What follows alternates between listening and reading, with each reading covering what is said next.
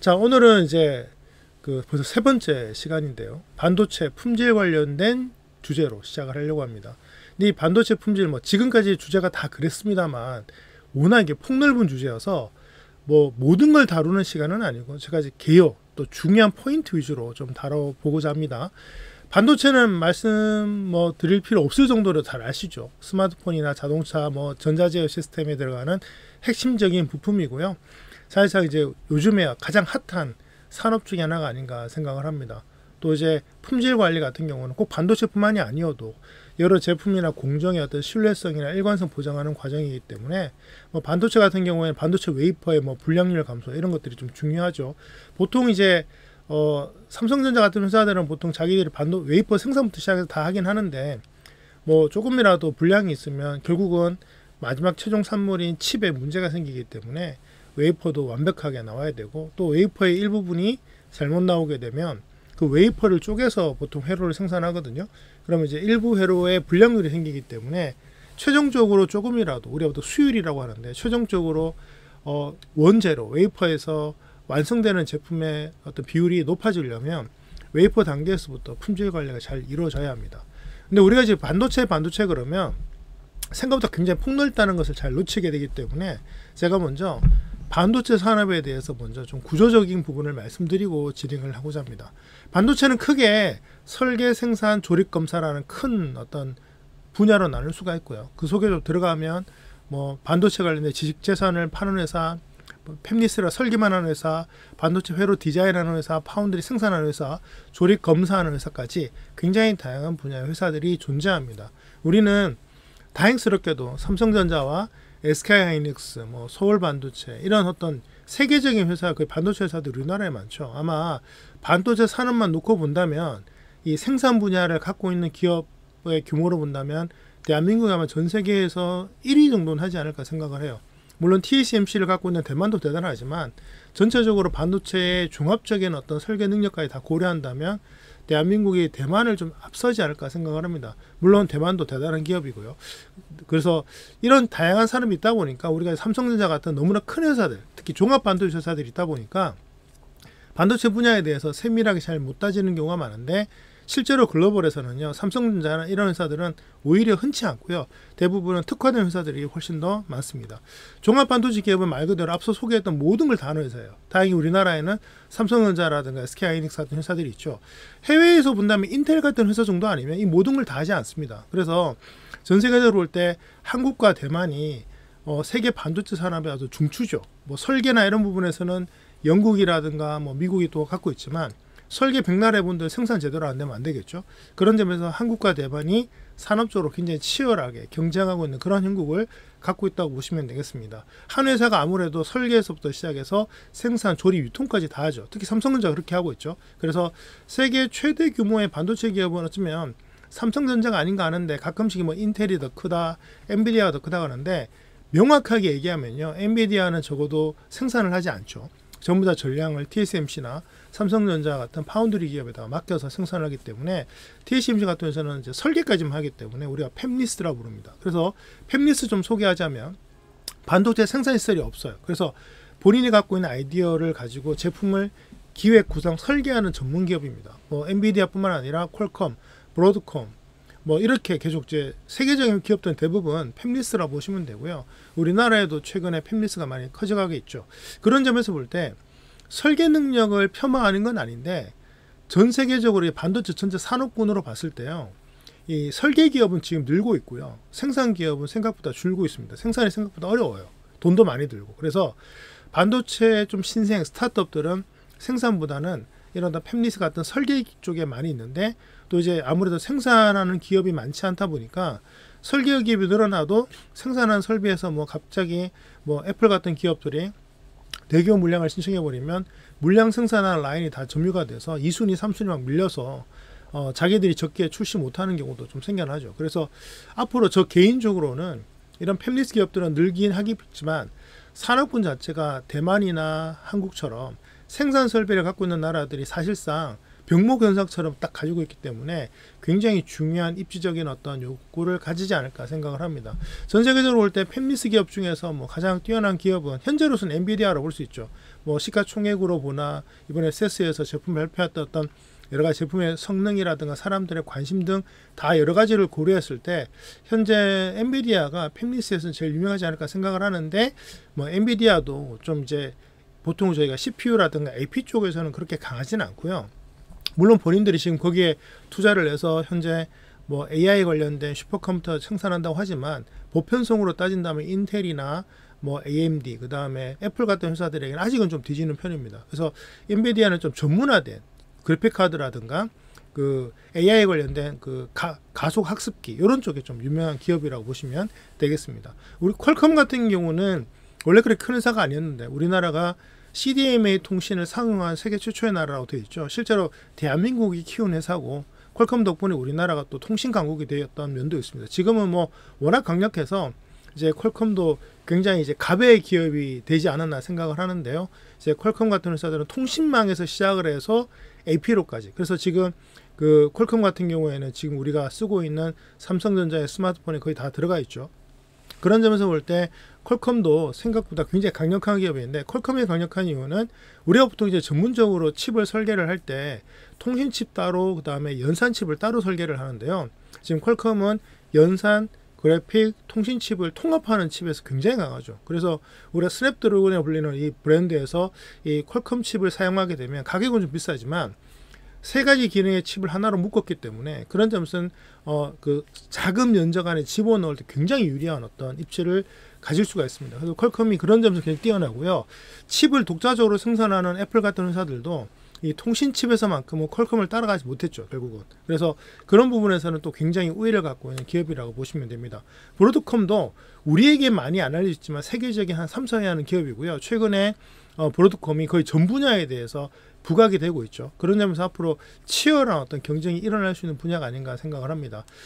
최근에 이제 삼성전자하고 대만의 TSMC가 굉장히 유명한데요. 파운드리 기업이라고 합니다. 한마디로 이제 기본적으로 이제 설계한 그 설계들을 가지고 와서 생산을 전문적으로 하는 기업이죠. 이게 공장이라고 생각을 하시면 됩니다. 사실상 우리가 반도체를 만나보려면 삼성전자와 TSMC를 거치지 않으면 세계적인 팹리스 회사들 전부 다 생산을 못합니다. 그 정도 물량을 생산할 수 있는 세계적인 회사는 삼성전자와 TSMC 두 개밖에 없는데 만약 여러분들이 우리 삼성전자 들어가기 힘드니까 TSMC 들어가면 좋겠다라고 생각을 하실 수 있는데 연봉 차이가 많이 납니다. TSMC가 대만에 있는 기업인데요. 생각보다 월급이 안 비쌉니다. 그래서 미국에 현재 진출해 있는 뭐 그 회사들 같은 경우에도 현재 미국인들이 TSMC의 그 근무 문화를 못 견딘다고 하더라고요. 주 6일 문화에 연봉은 생각보다 낮고 이래서 굉장히 강압적이고 이렇게 되기 때문에 앞으로 만약 TSMC가 글로벌 환경으로 이제 올라가면서 세계적인 인재들이 유치가 되고 그 과정에서 연봉이나 조건들이 높아진다면 과연 삼성전자 오래전부터 그 분위기에서 그냥 해왔잖아요. 지금 연봉 차이가 제가 알기로 3배에서 4배 이상 차이가 나는 걸로 알고 있는데 그런 상황이 온다면 꽤 문제가 좀 되지 않을까라는 생각도 합니다. 보통 우리가 이제 TSMC 할 때도 뭐 세계적인 연구원들 연봉은 높다고 생각을 하지만 실제로 TSMC의 대만 본사 직원들의 평균 연봉은 그렇게 높지 않습니다. 하지만 일단 세계적인 기업이기 때문에 앞으로 좀 지켜봐야 되지 않을까 생각이 들고요. 일단 파운드리 기업은 세계적으로 삼성전자와 TSMC 거의 두 개밖에 없다라고 보셔도 될 것 같습니다. 나머지 회사들은 따라오려고 노력은 하는데 특히 2나노나 3나노 공정의 어떤 부분에서는 사실상 삼성전자와 TSMC를 제외하면은 그 기계 자체를 사서 테스트할 수 있는 회사가 없죠. 좀 이따 소개할 건데 제가 ASML 같은 이런 어떤 그 노광 장비라고 하죠. 이런 어떤 반도체 회로를 새기는 그런 장비들, 특히 최첨단 장비들은 가격이 한 3천억 정도 하는데요. 이 장비도 지금 이제 작년까지는 물량이 없어서 세계적인 회사들만 거의 그 가져갔다고 하더라고요. 그래서 삼성전자, TSMC, SK하이닉스 정도 기업들만 사실상 구매할 수가 있기 때문에 기술력 격차는 좀 나고 있다 이렇게 이해하시면 될 것 같습니다.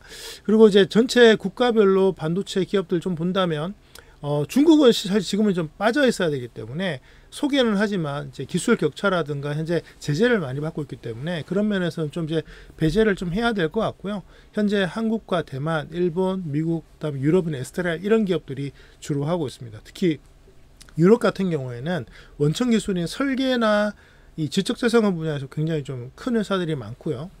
이스라엘도 의외로 반도체에 좀 뛰어난 회사들이 많은데 규모 면에서는 한국과 뭐 일본, 대만에 미치지는 못하는 그런 기업들이라고 보시면 되겠습니다. 자, 그리고 이제 아주 독특한데요. 그 반도체 기업에 보면 IP, 지적재산권을 파는 회사들이 있는데 대표적으로 영국의 암이라는 회사가 있죠. 손정희 회장이 투자해서 굉장히 큰 회사인데 사실상 원천 기술을 거의 다 갖고 있어요. 특히 저전력 반도체 설계도는 암이 그냥 독점하고 있다고 해도 과언이 아닙니다. 암이 그냥 가격 매기면 알아서 써야 되는 그런 정도인데, 암은 뭐냐면 반도체를 직접 설계하지 않고요. 설계에 들어가는 기본 밑단에 가장 중요한 틀을 잡아주는 회사예요. 그래서 자기들이 설계를 해서 버전업을 시키면 그걸 가지고 와서 각 회사들이 자기들 제품이나 자기들의 특성에 맞게 약간 수정을 합니다. 그렇게 해서 출시를 하기 때문에 굉장히 원천 기술로 굉장히 뛰어난 회사이고, 뭐 사들이는 걸 보면 칩당 로열티가 그렇게 비싼 편은 아닌 것 같아요. 그 외에도 이제 막 그래픽 카드에 이비지네이션 테크놀로지 같은 회사들은 뭐 GPU 같은 쪽에서 좀 더 이제 IP 같은 것도 많이 갖고 있는 회사들이고요. 반도체 쪽에서는 요 IP 회사들도 세계적인 회사들이 꽤 있다 이해하시면 되겠습니다. 그리고 우리가 이제 삼성전자라든가 SK하이닉스 얘기할 때 메모리 반도체 강국 아닙니까? 사실은 메모리 반도체 쪽에서는 삼성전자와 SK하이닉스를 제외하면 뭐 세계 시장 다 합쳐도 30% 안 나올 겁니다. 근데 전체 메모리 반도체 시장에서 비메모리 반도체가 훨씬 크거든요. 인텔의 뭐 우리가 알고 있는 수많은 CPU들, 퀄컴의 앱들, 엔비디아의 그래픽카드 다 보면은 비메모리 반도체죠. 중요한 건 메모리 반도체 기업 없이 비메모리 반도체가 이제는 생산이 안 돼요. 예전에는 CPU 안에 메모리가 없었어요. 있어도 거의 뭐 무용집 아주 작게 들어갔는데 지금은 뭐 인텔 칩 같은 거 잘 살펴보시면 캐시라고 하는데 CPU 안에 1차, 2차, 3차 캐시까지 다 넣어요. 이렇게 되니까 메모리가 굉장히 중요해지고, 실제 지금 엔비디아 같은 경우에는 HBM이라고 해서 아주 비싼 메모리를 쓰죠. 아예 그냥 그 메모리 칩 그 보드 안에 비싼 메모리를 많이 박습니다. 그래서 이제는 메모리 반도체 없이는 이런 어떤 비메모리 반도체 성장을 못하는 시대이기 때문에 굉장히 밀접하게 돌아가고 있다고 보시면 되겠습니다. 참고로 HBM은요, 하이 밴드위스 메모리라고 해서 그 메모리의 속도는 사실 우리가 알고 있는 GDDR 메모리에 비해서 좀 느려요. 근데 뭐가 좋냐면 지금 우리가 쓰고 있는 메모리 반도체의 가장 큰 문제가 기본적으로 메모리 반도체도 어떤 설계 틀이 있거든요. 그래야지 여러 가지 어떤 뭐 CPU라든가 데이터를 주고받을 수가 있기 때문에 그 점에서 이 데이터를 주고받는 폭이 빠르긴 한데 폭이 좁아요. 그래서 하이 밴드위스가 뭐냐면 굉장히 넓게 해서 비록 속도는 좀 느리지만 동시에 더 많은 데이터를 주고받기 때문에 전체적으로는 성능이 더 높은 그런 반도체라고 보시면 됩니다. 아무래도 D램이라든가 플래시 메모리에 비해서는 생산량이 적기 때문에 가격이 굉장히 비싸죠. 그래서 현재 SK하이닉스가 굉장히 요즘 주가가 많이 올랐지 않습니까? 엔비디아가 HBM 같은 경우에는 SK하이닉스 HBM을 주로 쓰기 때문에, 그러다 보니까 또 전 세계적으로 생산 물량이 거기밖에 없다 보니까 굉장히 비싼 몸값을 자랑하는 그런 회사라고 보시면 되고요. 최근에 이제 삼성전자, SK하이닉스 외에 마이크론이라는 미국의 기업인데요. 나름은 또 꽤 합니다. 뭐 2나노, 3나노 공정을 쓰진 않지만 실제로 HBM의 그 정도 첨단 기술을 잘 쓰는 경우는 잘 없습니다. 그래서 그런 면에서는 지금 굉장히 빠르게 따라오는 기업 중에 하나이기 때문에 이번에 엔비디아가 전선환 회장이 새로 만든 어떤 그 개인용 슈퍼컴퓨터라고 해서 이제 출시를 하면서 거기에 마이크론의 HBM을 탑재했죠. 그래서 좀 굉장히 놀랬죠. 그래서 삼성전자나 SK하이닉스가 이제 우위를 못 잡는 게 아니냐 얘기했지만 규모면이라든가 뭐 실제로 상용 제품하고요, 이게 샘플하고 좀 틀립니다. 상용 제품 쪽에서는 여전히 하이닉스하고 삼성전자가 굉장히 잘하고 있다 이해하시면 됩니다. 이 모든 어떤 제품들이 생산되기 위해서는 ASML이라는 회사가 좀 필요한데요. 네덜란드 회사입니다. 반도체 노광 장비 제조 기업이고요. 세계 시장 거의 점유율이 거의 90% 이상입니다. 거의 뭐 2나노, 3나노 쪽에서는 100%라고 봐도 과언이 아닌데, 이 회사의 제품 없이는 첨단 반도체를 생산할 수가 없습니다. 현재 애플의 뭐 M4 칩 같은 경우에도 지금 3나노 공정 쓰고 있다고 하죠. 이 공정을 유지하려면 반드시 ASML의 EUV 장비를 사용을 해야 되는데 한 대당 가격이 3천억이 좀 넘는다고 하더라고요. 그만큼 뛰어난 기술을 갖고 있는 회사인데, 뭐 제품이 완제품 나오기 전에 시제품부터 그냥 다 사들이기 때문에 뭐 아예 개발자들이 한국에 와서 같이 제품을 튜닝하면서 뭐 생산한다는 얘기까지 나오고 있습니다. 우리나라에도 다행히 삼성전자도 여기에 지분을 좀 갖고 있고요. 한국에 연구소를 세우고 있다고 해서 지금 그 작업이 이루어지는 걸로 알고 있습니다. 그래서 여러분들이 생산 장비 쪽에서도 굉장히 어떤 그 시장 규모가 있기 때문에 그런 점에서 ASML 같은 회사들도 좀 눈여겨보시면 좋고요. 뭐 90%라는 얘기는 100%는 아니잖아요. 현재 경쟁 기업 중에 캐논, 니콘 같은 회사들이 있고 현재 ASML과 좀 다른 방식으로 첨단 반도체 공정 생산을 위해서 일본 기업들이 굉장히 많은 노력을 하고 있습니다. 실제로 일본의 광학이라든가 이런 쪽에서 굉장히 앞서 있잖아요. 그런 점에서 본다면 뭐 앞으로 일본 기업 쪽에서 ASML을 당장은 무너뜨리지 않겠지만 대안 제품들이 나오지 않을까 생각을 합니다. 이렇게 해서 반도체 산업 전반을 한번 이해하셨으면 좋을 것 같고요. 두 번째로는 이제 반도체 공정과 반도체 품질 관리인데, 자, 이런 반도체가 진행이 되기 위해서는 굉장히 높은 정밀도가 필요하죠. 예를 들면 지금 마이크로라는 어떤 마이크로미터라는 게 이게 100만 분의 뭐 1미터 이렇게 되잖아요. 뭐 머리카락의 수백 분의 1, 수천 분의 1 정도의 어떤 정밀도를 유지하기 때문에 여기에는 먼지 하나가 회로를 망가뜨릴 수가 있어요. 그래서 청정 환경을 만들기 위해서 클린룸이 뭐냐면 일정 뭐 가로 세로 1m 뭐 공간 안에 먼지 개수가 몇 개 이하 뭐 이렇게 만드는 게 클린룸입니다. 그래서 우리가 이렇게 옷 같은 거 입고 들어갈 수가 없어요. 왜냐면 이런 거 생각보다 먼지 같은 게 굉장히 많이 납니다. 그래서 거기에 그냥 들어갈 수는 없고 다 방진복 이런 거 입고 들어가죠. 뭐 제가 카메라 같은 거 사용하다 보면 방진, 방정 뭐 이런 얘기 하는데 그 먼지를 막아내는 것도 굉장히 어려운 기술이라는 점을 알아두시면 좋겠습니다. 그리고 이제 웨이퍼 제작 단계부터 시작해서 칩을 만들고 그 칩이 그대로 쓰여지는 게 아니라 그 칩을 저희가 또 CPU 같은 거 잘 보시면 이렇게 주변에 장치들이 꽤 많아요. 여기를 패키징이라고 하는데 그 가운데 있는 칩을 꽂아서 수많은 선을 연결하고 이제 우리가 쓸 수 있는 메인 보드 같은 데 꽂을 수 있도록 만들어주는 패키징 쪽에서 굉장히 큰 회사들이 필요하다는 점도 알아두시면 좋고요.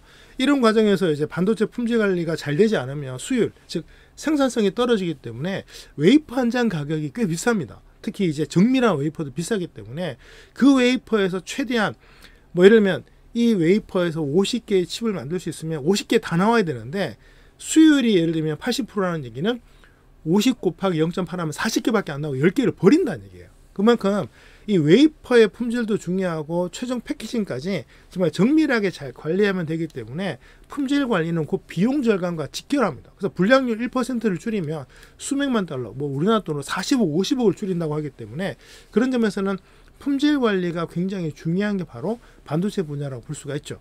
그러면 이 품질 관리가 그럼 반도체만 있냐? 그건 아니고요.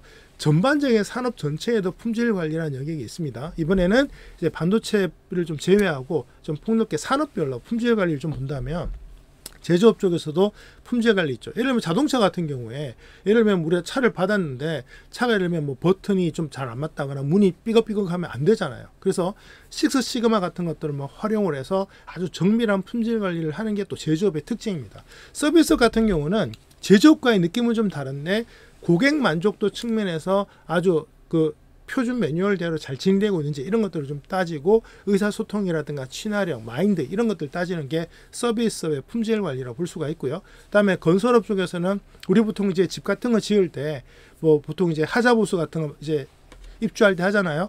우리나라 아파트가 좀 이제 그 아쉬운 게 뭐냐면 공장에서 물건을 생산을 해도 현장에 가면 안 맞대요. 그게 표준화가 좀 덜 돼 있어 정밀도가 떨어져서 그렇다고 합니다. 일본 같은 경우는 실제로 이제 공장에서 물건을 생산을 하면 현장에 갔을 때 그 물건이 적용되는 과정에서 거의 정밀하기 때문에 따로 손을 볼 필요가 있는데 우리나라는 집집마다 다 튜닝을 해야 된대요. 그래서 그런 데에서 인건비 부담이 굉장히 크다고 합니다. 그래서 건설업 쪽은 정밀도를 더 높여야 되는 그런 측면이 있는데 높아질수록 대량 생산이 가능해지니까 상대적으로 가격은 좀 떨어지겠죠. 그리고 최근에 뭐 순살 아파트 이런 표현들이 썼는데 품질 관리, 그것도 일종의 품질 관리죠. 아파트 기둥 하나에 뭐 철근이 몇 개 들어가야 되는데 이런 게 제대로 안 돼서 그다음에 안전도에 문제가 생기거나 층간소음에 문제가 생기거나 이런 것들이 또 품질 관리 영역에 들어가고요. 식품 쪽에서는 대표적인 게 이제 안전, 청결, 위생 이런 것들 따질 때 많이 쓰고 그래서 우리가 우리나라에 뭐 시습 인증을 받았냐 이런 걸 가지고 이런 안전 관리인데 품질 관리인데 유통기한 관리하는 뭐 이런 것들이 품질 관리에 들어갑니다. 의료 제작 분야에서는 아무리 약인데 약은 좀 다르게 잘못 쓰면 독이 되잖아요. 그런 점에서 그 검사하고 약의 어떤 품질을 유지하고 또 예를 들면 항생제 같은 경우에는 온도나 기간이 달라지면 항생제 효과가 떨어져요. 약간 이제 뭐 살아있다고 말하긴 그런데 그래도 일단 우리가 알고 있는 그런 어떤 무형의 물질들은 아니고, 또 무형의 물질을 할지라도 온도 습도에 따라 품질이 달라지기 때문에 그런 부분에서 안정성을 유지하기 위해서 의료 제작 분야에서도, 제약 분야에서도 품질 관리를 굉장히 중시하고 있다는 점도 알아두시면 좋겠습니다. 자, 이런 품질 관리가 이제 최근에 기술과 연결이 되고 있는데요. AI와 빅데이터를 활용해서 품질 개선 작업이 이루어지고 있는데, 예를 들면 우리 완제품 같은 경우에 나올 때, 예를 들면 뭐 패턴, 이 불량률의 패턴 같은 게 있다면 AI로 잡아내서 사전에 어떤 공정이라든가 생산의 어떤 과정에서 그걸 잡아서 최종적인 품질이 안정화되도록 하는 과정에서 AI나 빅데이터를 최근에 많이 사용하고 있고, 특히 이제 눈으로 확인해야 되는 경우에 카메라 같은 것들도 이제 AI 이미지 학습을 통해서 이제 카메라 안에서 불량을 잡아내는 그런 쪽으로도 많이 가고 있습니다. 그래서 이런 기술들이 접목된 로봇들이 최근에 이제 품질 관리, 특히 마지막 단계에서 제품을 체크하는 단계에서 이제 품질 관리가 들어가고 있고요.